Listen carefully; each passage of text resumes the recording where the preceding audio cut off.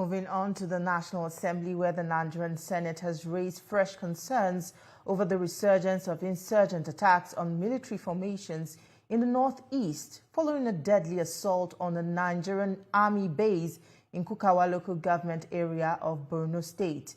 The motion, sponsored by Senator Tahir Monguno, follows report of suspected insurgents launching a coordinated assault on the military base in the early hours of the 9th of March, engaging troops in a fierce gun battle that lasted several hours. Details in this report.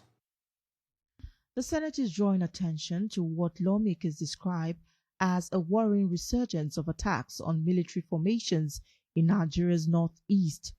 Through a motion raised by Senator Tahir Monguno, the chamber examined the circumstances surrounding a coordinated assault on a Nigerian army formation in Kukawa local government area of Borno State.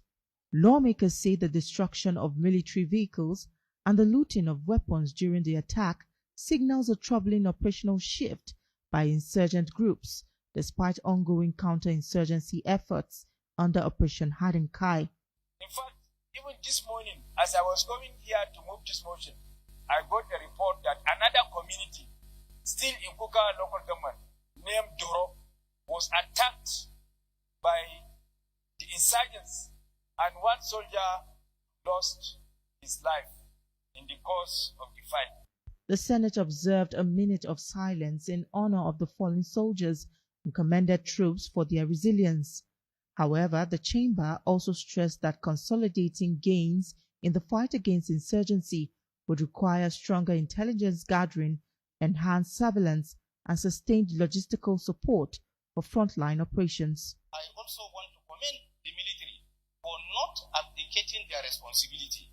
They stood firm to fight these insurgents with a view to allowing our people to sleep with their two eyes closed. The Senate also reaffirmed its support for the armed forces, urging security authorities to strengthen operational strategies to prevent further attacks on military formations across the northeast. Tijesu Adeoye, TVC News, Abuja. Still at the Senate, members of the chamber have approved the 2025 statutory budget of the Niger Delta Development Commission (NDDC), totaling 1,750 billion naira. The approval follows the consideration of the report presented by the chairman of the Senate's Committee on NDDC, Senator Asuko Ekpeyon, who said the committee carefully reviewed the Commission's revenue projections and expenditure framework before recommending its passage. According to the breakdown, 47.57 billion naira is allocated for personnel costs, 49.93 billion naira for overhead expenditure, while 22.36 billion naira is earmarked for internal capital spending. The largest share of the budget, about 1.63 trillion naira, is dedicated to development projects across the Niger Delta region.